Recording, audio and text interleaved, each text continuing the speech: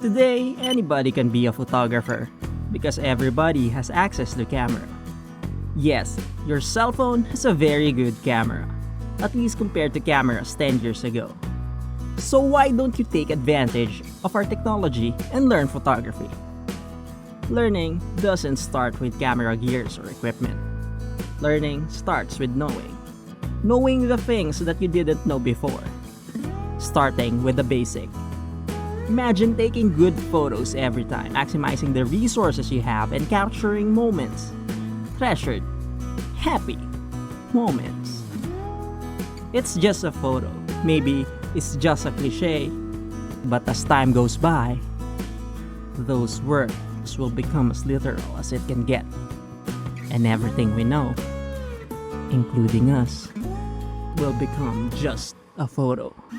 Capture memories. Learn photography. It's free. Subscribe.